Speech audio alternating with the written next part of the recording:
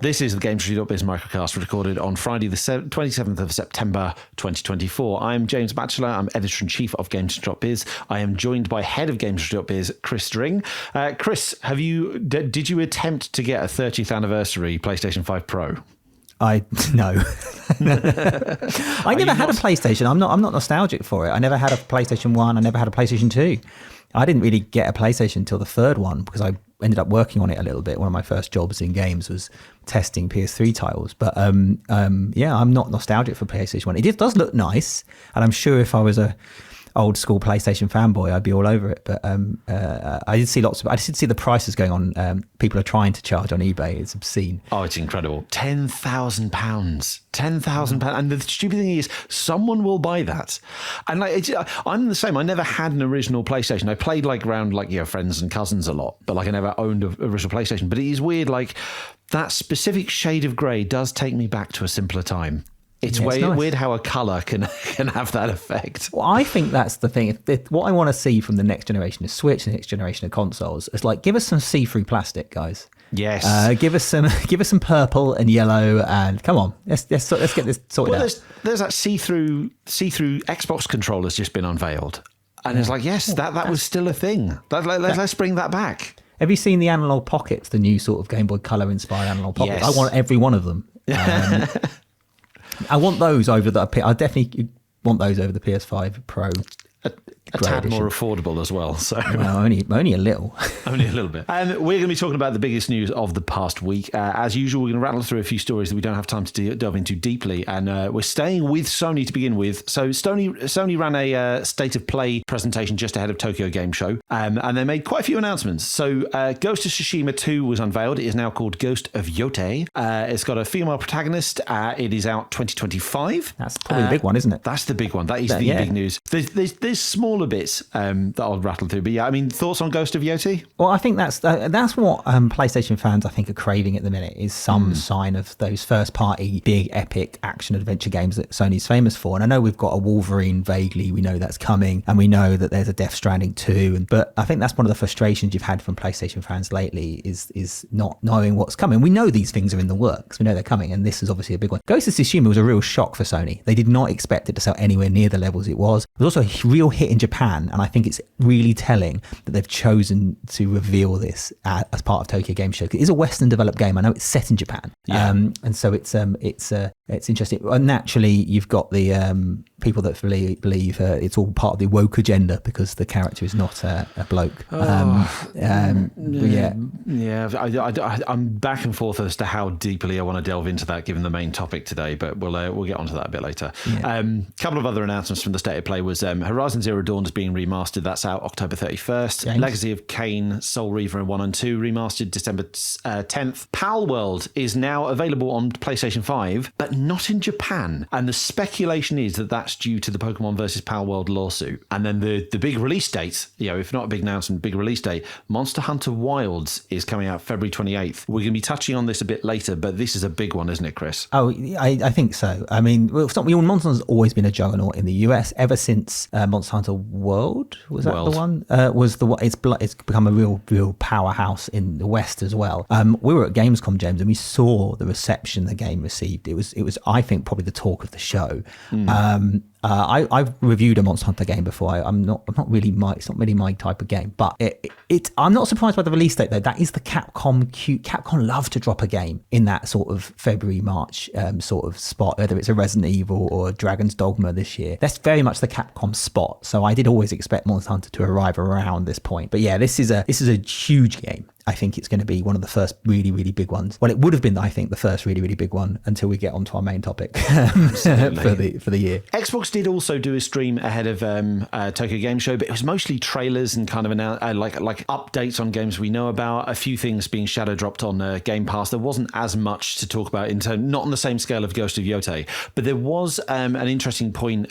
Phil Spencer was talking about how Xbox is growing in Japan and Asia. His exact quote was, "We continue to see growth in the region. This year, more people are playing with Xbox across all devices in Asia than ever before, and we've seen the largest number of Xbox console players in the region to date." Obviously, Asia and Japan, they got two now. They've got, yeah, it's always been a difficult market for Xbox. Like the console sales are just minimal over there. He says he's across all devices, obviously, like Asia and Japan, like much more kind of mobile centric. As they grow their kind of cloud gaming, service, as they launch the Xbox Store on mobile, whenever that comes out, like I imagine maybe they'll get a bit more traction. But it's the fact that there are no numbers there.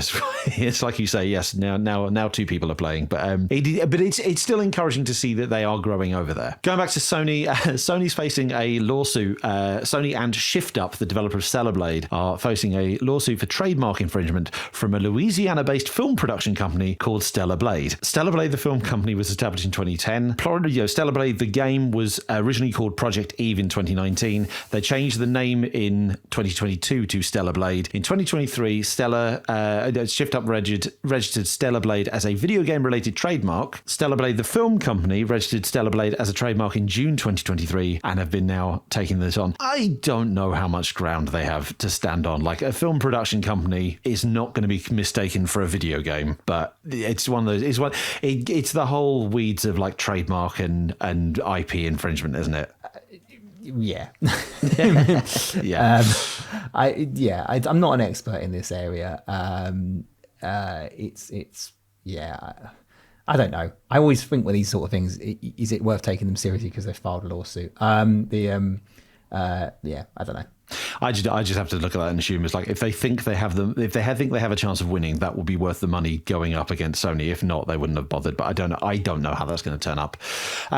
Last thing before the main topic is a kind of a whistle-stop tour of like some of the more layoffs and closures we've seen. Like it's been an incredibly rough year for the industry, as we know. We've seen more of that this week. So we've seen an unknown number of staff have been laid off from Gamers Group, which is kind of a media and esports company. Airship Syndicate developers laid off 16 people. Netty studio called Skybox Labs laid off 25. Mountaintop Studios laid off 13. And Merge Games, the indie publisher behind the original Darkest Dungeon and Dead Cells, is shutting down after 15 years. It kind of, we're at the point where like there's not much to say beyond this is an absolutely terrible time for people working in the industry, but you kind of don't want to like not acknowledge these things are happening. It's still going on. It's this thing, there was a time earlier in the year when we were reporting that this was going to be on for a while and we're in a really deep recession in video games. And we got criticised a little bit from certain bodies for saying those things. We don't want to discourage people from spending money and investing, but the reality was we knew this was going to go on for a little bit longer than, it'll get better after GDC is what people were saying. But we were spoken about it. This isn't over, and it's not nearly over. And I think there will be some, optimistic things happening as well amongst all this, but we're in for a long old fight, and it's been going on for 2 years. It's probably going to go on for another year at least, I should think. So it's a battle. Last thing I want to mention before we go into the main topic, it's not news as such, but it's something the team's been working really hard on. By the time you're hearing this, Brazil Games Week, our latest territory special, will be finished on GamesIndustry.biz. So I went to Gamescom LATAM back in June. I spoke to a ton of developers about, and trade bodies and other people about the games market in Brazil, and it was genuinely really fascinating. It's a really interesting market down there. So there's something that's over 1,000 studios now. I think it was less than 10 years ago there were like less than 400 studios. So like it's really grown in the last 10 years, particularly kind of on mobile. It's amazing. Like there are some big kind of AAA sized studios over there, but they're almost all working on work for hire stuff. So one of the big ones, Koku, has actually been contributing to things like the Horizon series by Guerrilla, Horizon Zero Dawn, Horizon Forbidden West. Like they've been working on that since the beginning. The vast majority of studios, like 90% of Brazilian developers, are micro studios and indies, and they're all working on original IP. So it's a really interesting scene down there. The big one for Brazil is back in May they passed a new legal framework, which sounds really boring, but it's it's really interesting. So essentially, they've redefined video games under law. So video games are a separate industry. I think even in the UK, video games come under the creative industries or the screen industries. They're not a standalone industry. Now in Brazil, they're going to be, and it opens up new possibilities for investment. It opens up possibilities for things like tax breaks, tax incentives.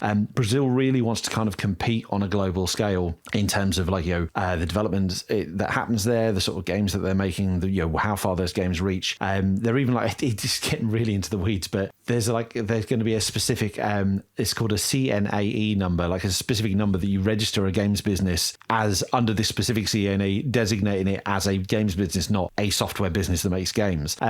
Just really, really interesting stuff. So I do want to encourage people to go and read it. You can find all that on the site. Along the top of the trending bar, there's Brazil Games Week, links you to all the stuff. But the team have been working really hard on this. I just kind of want to give it a shout out. Yeah, it's brilliant. It's really good. Okay, on into our main topic then. As you may well have guessed, we're going to be talking about Ubisoft delaying Assassin's Creed Shadows to February 2025. But it's not just a delay. So this news came out and they have revised their financial targets. They're now lowering the net bookings they expect to 1.95 billion euros for the financial year. They've confirmed that their second quarter performance fell short of the company's expectations. A large part of that is Star Wars Outlaws. The sales proved, and I'm going to quote here, softer than expected. And so in learnings from Star Wars Outlaws, they've decided to push Assassin's Creed Shadows to February 2025. It was originally coming out in November. It was their big Q4 ticket. They've also confirmed a few other things. They've confirmed that they are departing from the traditional season pass model. Usually, they promise a ton of DLC and expansions and stuff after each Assassin's Creed. They're moving away from that. They said like all players are going to be able to enjoy the game at the same time on February 14th, and those who pre-order the game will be given the first expansion for free. And they've launched an executive committee within the company to have a review of how they can improve on their execution, work out kind of not what went wrong with Star Wars, but what they can improve on, what they can do to kind of keep players happy, but also kind of benefit stakeholders and shareholders. Yeah, this is not just a game delay. This is like a really big introspection of what's going wrong at Ubisoft. We've kind of touched on this in recent weeks. Rob Farhi wrote a great column about kind of what's ailing Ubisoft. I'll be honest, I was surprised. I know the warning signs have been there, but I was surprised it came to this. Like, we'd heard, Chris, earlier in the week that someone was speculating to us that they thought that the Assassin's Creed was going to get delayed, and they were basing that on the fact like, a preview event that was due to happen soon was cancelled. The Tokyo Game Show online stream that Ubisoft were planning, that got cancelled. But I'll be honest, I was skeptical. I was even like, I was still thinking, well, Assassin's Creed is their only really big game for Q4. I know Just Dance's out. I know that always does well, but Assassin's Creed Shadows is the big one. And Q4, regardless of how we've kind of spread releases out over the year, Q4 and the Christmas period is still such a crucial one for any publisher. I didn't think they would do this. The fact they have shows that even they think there is something seriously amiss with what's happening at Ubisoft. Yeah, well, for starters, I think it's interesting how we can frame this, because if you look at Ubisoft, I always find it, if you look at it on paper, I don't think Ubisoft doesn't look like they've done a lot wrong if you look at it purely on paper. So even going back to the first time they reported a disappointment, which was, and I know I bring this up a lot, which for quite a niche game, but Mario and Rabbids Sparks of Hope in 2022. That game, Ubisoft wanted to do, 4 million units, I think, and a lot of people were talking about how that was unrealistic expectations, but actually, was it unrealistic when you look at how big Mario and Rabbids was? And I think they've looked at it in hindsight and gone, oh, actually, this isn't how these things work. But I looked at the performance of Mario Rabbids Sparks of Hope, and I thought it was going to do better than it did. And I don't think Ubisoft was wrong to expect that too. And then you look at what they've done in the last, talking about what fans and media and everyone's demanding from AAA companies, asking from AAA companies lately. You've got, they did Assassin's Creed Mirage last year, which was a very fan-focused, smaller Assassin's Creed game. They did Avatar, which, I know it wasn't the greatest game, but it was a good game and it looked amazing. And based on a massive IP they released in December, and it didn't do the numbers. I did surprised by the relatively quiet marketing on that. I do wonder if that was the result of Fox or some involvement there, but I was a bit surprised by that. But and then they moved into Prince of Persia, which is a lovely sort of indie-like sort of platform game that's wonderful, brilliant game. And nobody was expecting huge numbers for that, to be fair. And then they've gone into Skull and Bones, which, yes, was a miss, but it was a, ambitious new IP that, we would love to see from companies giving these things a go. I know it was, it had all sorts of problems, that game, but they definitely tried it. The X-Defiant falls into that category, and Star Wars Outlaws, a big open world Star Wars game by the makers of The Division. It all feels like this is a great lineup. This is a great slate. This is doing the right things. It's putting the right people on these projects. They sound like the right projects. So when you get to this point now where we're basically almost at the end of that run for Ubisoft, and so many of them have either disappointed or just not broken through, you have to ask, okay, what's gone on here? Why is this failing? Is it the season pass business model? Is it that upsetting people? Is it the way these things are being spoken about and marketed? Is it the quality isn't quite good enough? Is it for big one for me is like, what I'm hoping they're not going to agree with, is it because they've dared to put characters in the game that aren't, the same looking characters that we've had down the years. I'm not just mean white men, but I mean sort of the similar sort of gruff action hero character. That's what the internet wants us to believe, that the reason why Star Wars Outlaws didn't do very well is because it has a woman in it, and the reason why and Yves Guillemot hints he's trying to distance themselves from any form of agenda in the quotes, which I know has upset a number of journalists, but all of those are things that they're having to look at and ask those questions. I think I think the move makes a bit of sense. Star Wars Outlaws, I did this opinion piece earlier. Star Wars Outlaws, I think, is actually a really good game for Christmas, right? It's a big IP. It's a big mainstream game. When people are trying to sell consoles on Black Friday, which, they all will, Star Wars Outlaws is like the sort of game that you might get with it. A big, quite fun, good game. I know there's a bit of work to be done. I think they're going to tweak some bits to try and make it a little bit more enjoyable in places. But broadly speaking, got decent reviews. It didn't get amazing reviews, but got decent reviews. And I think it has a good chance now it has a good chance now to find that audience. There isn't a lot really at Christmas. I know Dragon Age is massive. I know Call of Duty is massive. But actually beyond that, when it comes to sort of Western action sort of games, there isn't a lot. And Star Wars, with Ubisoft with Star Wars, has a chance to sort of really push that over the next 3 months. They would have booked a load of things for Assassin's Creed anyway that they might not be able to unbook. So they might be looking to promote Star Wars instead. So I think that's a great opportunity for them. But I say great opportunity. I guess they didn't. Well, ideally, it would have sold loads already.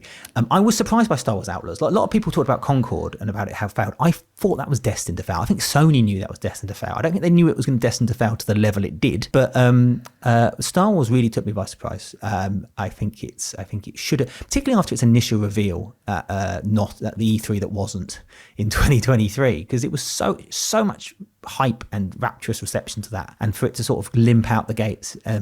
And for no real obvious reason, I think that's difficult. And I think Ubisoft seem to have identified sort of some of the areas they're worried about. People believing it's got an agenda, people not liking the season pass model, it not being on Steam. For me, that's a big one. Like, they've gone, right, we need to put this on Steam. Steam's a great platform for not just selling games. It's where people discover games and talk about games and share those games, and that impacts sales of games on other platforms. So I think probably that's another element to it as well.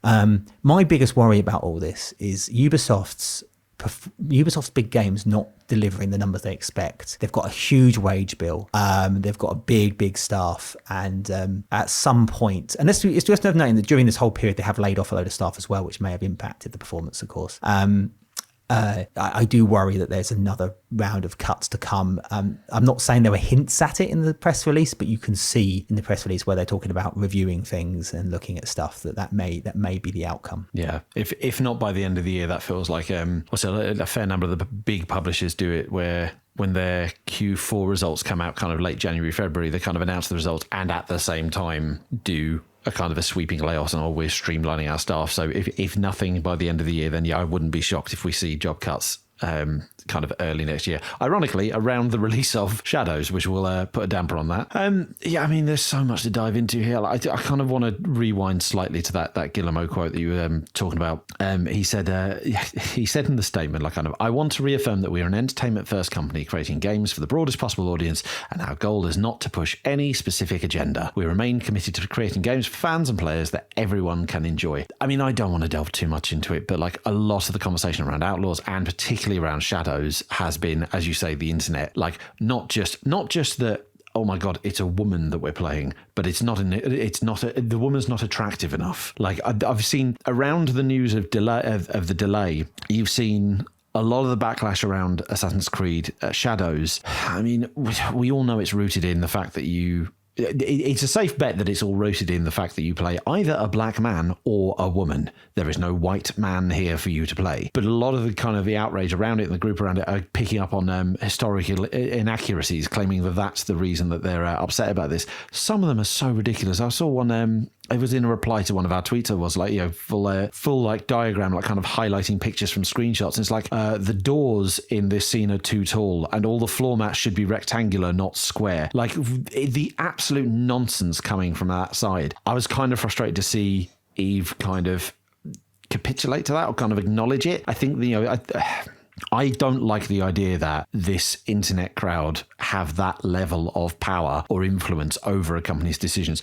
Michael Pachter, the analyst, actually referred to the struggles of Outlaws as a rare incel victory. I was like, please don't let them have that level of power. I think this does need to be more about what's happening at the company, and I don't know what that is. As you say, like everything about that run of titles should have been great. And yes, the thing, it's tough times, and maybe Outlaws could have fared better as a Q4 title, but there's got to be something kind of deeper here. For me, one of the big concerns is the impact it's going to have on the wider market. So Assassin's Creed is a huge title every Q4. Not every Q4, it's not annual anymore, but like every time it does come out, like Ubisoft usually has a big title in Q4 and Assassin's Creed are its biggest ones. Valhalla, when it came out in 2020, so that was the last prime, big Assassin's Creed. Obviously Mirage came out last year, but it was kind of a smaller, almost spin-off kind of title. Assassin's Creed Valhalla made $1 billion in 3 months. So, during Q4, October to December. The expectation was that the Shadows would do the same or more than that. The hope is that, Ubisoft have been talking about making sure this is a $1 billion franchise. That means that's 1 billion less for the global games revenue in 2024, the calendar year. It's remarkable. Like there aren't many games you can lift out of a calendar year and they will have a noticeable impact on the market. Global games revenue will still be in the hundreds of billions. So 1 billion in the grand scheme of things isn't a significant figure, perhaps, but it's a change. It's a noticeable one. I actually think the biggest issue here is Assassin's Creed Shadows was a next-gen only game. Right. So if you look at games like Star Wars Outlaws and Call of Duty, they're on PS4, right? And we're talking about trying to drive users onto the new hardware quicker. And Assassin's Creed Shadows was a title that could, it wasn't going to do a GTA 6, don't get me wrong. I don't think it's quite that level, but it was a game that, if you want to play the new Assassin's Creed, you've got to buy the new console. And there's a lot of people that want to play the new Assassin's Creed. And that isn't a thing here this year now, and that is a disappointment, I think, to PlayStation. In fact, one of PlayStation's big games, you saw it was Monster Hunter Wilds, which is in February next year. They're making a big push behind that, and the Assassin's Creed's 2 weeks before it. It's certainly a congested sort of period of time for that as well. So I think that's another more bigger disappointment. Look, this year's going to be down. Nobody's looking at 2024 as a year that was going to deliver growth, I think, particularly the PC and console side. Yes, this Assassin's Creed doesn't certainly help the situation, but I don't think it changes the story that we were looking at. And you mentioned earlier about the sort of the Yves Guillemot quote as well. I sort of wanted to comment on that. I think there is an element. I do believe, as somebody who very much is. I saw Assassin's Creed Shadows at Summer Games Fest. I saw the characters in the game, and I just thought, God, they're cool, right? and they are cool. They're cool characters. They're awesome. They're pretty. They seem pretty cool. And I play games. I watch TV shows. I not because I want to see. Particularly Assassin's Creed. Assassin's Creed's about discovering new things and meeting new stuff. And I don't. Not too fussed about the historical accuracy. I mean, it's a game about sort of time traveling souls and sort of like I'm like going, I'm not too worried. I want an element of I want to get some form of, this is kind of what it was like. But generally speaking, I'm not looking for I'm not after. It's not a documentary, but I thought the characters were really cool, and it was only afterwards that I saw some of the people talking about it online about how this was outrageous. And I think the thing. I think it's less about. There are people online, the trolls, that will say. I don't want to be force-fed any female character that doesn't look hot, and I don't want to be playing as a black guy. Those people you ignore, right? Those are just, they're not, then they are the, I believe, because I'm an optimist, that they are the minority. Nobody cares. There are people that are a little bit more reasonable, that are, that don't like things being shoved, agendas and viewpoints stuff shoved down their throats. I don't think Ubisoft does that, really. In fact, no. Ubisoft have come under stick for not doing that at times, for insisting their games aren't political. And I think you just need to go, hey, are the characters in these games cool? Are they fun? Are they interesting? Or have they been created by committee? And I did not think either of those characters were created by committee. They looked like artistic and strong choices. And I think that's the problem. I worry that if you start going down the route of what the characters look like in the game, you end up losing some of that nuance of what it is that people actually want from cool video game characters. What I will say, though, obviously in movies, having attractive leads and stuff is kind of normal. That's what they sort of lean on for. For drive attention amongst the mainstream audience. And I guess there's going to be a lot of analysis into that, I suspect, at Ubisoft. But I think the characters in Assassin's Creed Shadows are awesome. And I believe when that game comes out in February, it will do very well. It's worth remembering, February is not a dead window for video games. I think we always used to see it as one. But I think if you look at the last one of the biggest games of this year will be Helldivers 2, came out in February. The biggest game of last year, Hogwarts Legacy, came out in February. One of the biggest games the year before, Elden Ring, came out in February. February is not a dead window. I do think you can't release too much. Like Elden Ring. Elden Ring did suck a lot of money out of the market and had a small impact on games like Horizon and Dying Light and stuff like that. But Assassin's Creed coming out in February is not, I don't think it's necessarily a problem. We've never seen it before. I think there's been like a Liberation or something released at some point or whatever, in March or whatever, but we've never seen it like that before. Ubisoft has form with hits in February. They've released a Far Cry game in that window before. They've released The Division in March. So it's, I think it has a good chance. Where it's perhaps got a challenge is going up against Monster Hunter Wilds, where I think, for me, that's the bigger issue. There's also Kingdom Come Deliverance 2, which I always feel is a bit Assassin's Creedy, which is, again, a historical action-adventure game. That's sort of in that period. And Kingdom Come Deliverance is a real big game on Steam. So there's a few things that I think Assassin's Creed, I've sort of jumped from one subject to the other really quickly there, James. But I think, though, Assassin's Creed Shadows has a great chance to see. What I hope to see it do very, very well with the changes they've made to the business model and the changes they've made to the platforms they're releasing it on. It helps deliver really good numbers for Ubisoft, and Ubisoft will see that the issue was not with the characters, because I think the characters they seem awesome. Oh, they do. No, I absolutely agree. They're both brilliant. I agree. I'd like to see them. I'd like to see them change the business model and see that maybe that be an element of the issue. Like, obviously they've been doing the season pass thing for a while. They've also been doing, like, with their large single player games, they've been doing the whole kind of in-game store thing where you can buy like boosters and resources and extra stuff. Now, they've not said they're dropping any of that. They've only said they're dropping season pass. They still need to monetize in some way, but they've come under a lot of criticism over the years for how they monetize their larger games, their single player games post-launch. What I say with season passes is less, actually, I don't necessarily see an issue with it. I got the season pass for Mario & Rabbids. The problem is it doesn't leave Ubisoft much room to adapt. So if it was a case of, like, take Star Wars Outlaws, where, that Ubisoft now probably want to give that another Christmas push, they would probably like to give away the first season pass content for free as a big update for Star Wars Outlaws and make that a thing. But they kind of can't, because loads of people have bought the season pass and are paying for it. And DLC has that thing. DLC can boost sales if you've bought your game. It can be extra revenue generating in itself. And developers always adapt different approaches to it. And, Elden Ring was a paid for DLC and boosted sales of the game. So I sort of, I don't necessarily think season pass is necessarily the issue. It just doesn't give them, much room to, if they're committed to doing 3 DLC drops and the game was a flop, right? That's Mario & Rabbids. I do wonder if they'd have done all that DLC if there wasn't the fact that, they'd committed to it before the game had been worked. It doesn't give them much room to sort of switch track, whether it's, how they're giving it away or how they're charging for it. And I think this gives them an element of flexibility there that perhaps they didn't have, they wouldn't have had when they were committing to, a year's worth of content for people that spent an extra £30 on the base game. I think we're going to wrap up there in terms of the main topic. We're almost certainly going to discuss Ubisoft and its overall changes, in the months to come, as and when they if and when they reveal the results of this review. I'm certainly intrigued to see how they handle their big AAA releases going forward, and I'm very interested to see how the Battle of February is going to go. Before we wrap up completely, Chris, it is that time of the week that I get to ask you the question, what do the numbers mean?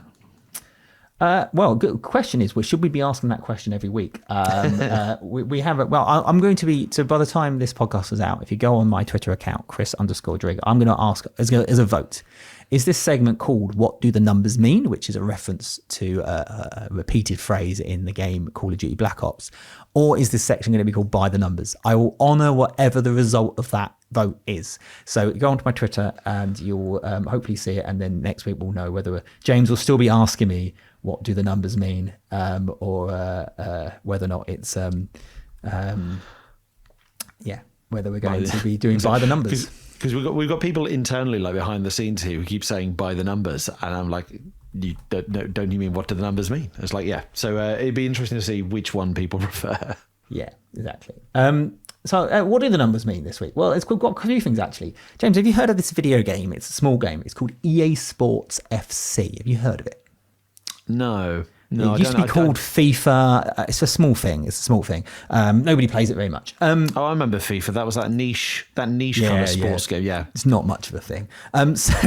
EA Sports. We talked about EA Sports FC on here about 4 weeks ago about how actually the first game has gone really, really well. Obviously they've moved on. They've dropped the FIFA license. They're moving forward with their own thing. Now EA Sports FC would have only come out on this podcast out on the Monday, so it would only come out on the Friday just gone. So we wouldn't have the numbers for that yet. However, if you were someone who had bought the ultimate edition of the game, which is the £100, I think $100 version of the game, you could have bought that game. You could be playing that game already. And in terms of the people who did buy the ultimate edition of the game, in the UK, that was 6% more people bought the ultimate edition this year than they did last year. And if you factor for the whole of Europe, early data suggests that nearly 11% rise over the year before. Now, that is great. It isn't necessarily an indicator that that's going to be what the overall launch figures will be. Obviously, the game's full release is only just coming out, but obviously that's a really strong start. It's certainly good revenue-wise for the folks at EA. This franchise has got, it's not a challenge, but this is a year where there is no international tournament. So we had Euros this year. The year before there was the World Cup. There is no international tournament for this year's version of the game. So it won't get that little boost that tends to happen with that, but it's got a very strong start. And as I say, EA very much wanted to very quickly get going with this, cement its position as the de facto football game for the world, and it's done it. I think it's definitely done it. And the early results of this one suggests that that's going to continue, because if there is going to be another FIFA game from another player, I don't know if there would be. I think it will probably be around the next World Cup, which is in 2026. So it's certainly a good result there for EA early doors. We'll reveal the full performance next. In the next podcast.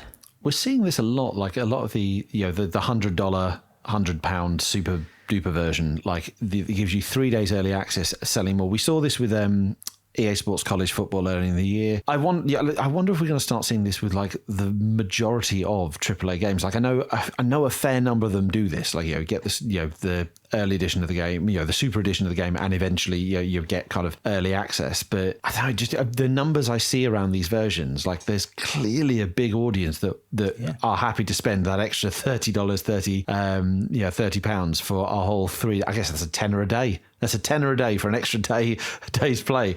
But yeah, it's cool to see that kind of take off. I'm just intrigued to see if more people experiment with that. It was a week for EA Sports FC, but we also had it last week with Warhammer Space Marine 2, which obviously we reported on that first week sales of that and said it was like the fastest selling Warhammer 40,000 Warhammer game ever. And that was based purely on the Ultimate Gold Edition or whatever they called it of the game. And this is the thing when people talk about the PS5 Pro and who's the PS5 Pro for? The people that are spending $30 to play a game 3 days early. That's who it's for. Yeah.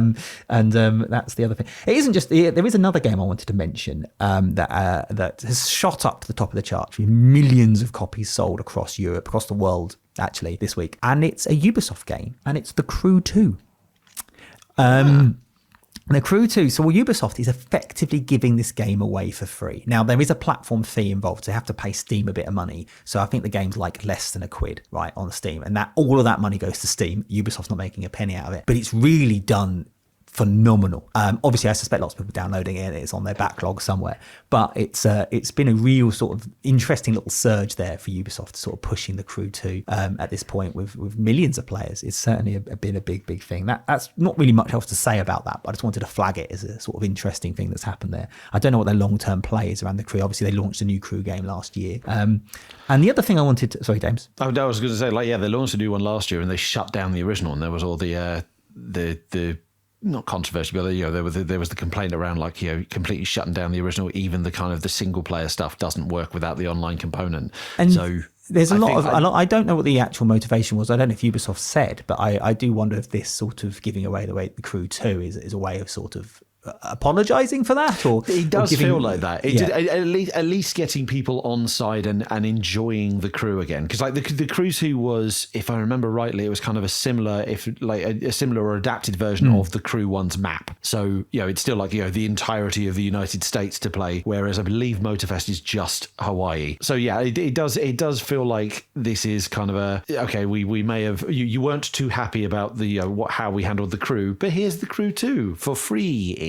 Basically, yeah. And the last thing, it'll be interesting. I think the last thing I wanted to flag, there was a story on GI. I wrote it, so I take full responsibility for this. And where I revealed that for the August UK sales data based on GSD, 75% of the games sold were digital games. Were sold, or not digital games, but downloaded. GSD track games, PC and console games from AAA publishers, developers. So that's mostly for companies who are doing these sort of things. It's a 10 percentage point increase over August 2020. August 2023, which is a big jump. So it was 65% of the games were downloaded in last August. What I want to stress, there wasn't too much, we mentioned it in the story, but I wanted to stress that August games this August had a very drop in new releases. So the August data for the UK ended ahead of Star Wars. So we didn't get the Star Wars game isn't included in that data. And so almost all the games that are in the August charts are old games. There are some new games in there if you go down to number 320 or whatever. That's where Concord and MEO, the Smiling Man sits and that kind of stuff. But when it came to new releases, that's what drove the market were discounts on Borderlands and discounts on Titanfall 2 and promotions around that. So naturally that's going to benefit digital share. So although it was a 10 percentage point increase, I think I just want to downplay it a little bit. I don't think it's quite as dramatic. I don't think it points to as dramatic a shift as perhaps the headline which I wrote may have suggested. So the real answer to what do the numbers mean is don't get too excited. Calm down, they are just numbers. Yes, indeed. Fair enough. Thanks so much, Chris. I think we're going to wrap it up there. That is all the time we've got this week. So thank you so much for listening, as always, or sort of viewing on YouTube. You can find this podcast if you're not already subscribed on the podcasting platform of your choice. Just search for the GamesIndustry.biz podcast. You can get more news, insight, and analysis into the world behind video games at GamesIndustry.biz. You can sign up for the GI Daily, which is our daily newsletter delivering you all the headlines straight to your inbox. That is GamesIndustry.biz/newsletters. We're going to be back next week. That's more than enough URLs for me to throw at you. Thank you so much.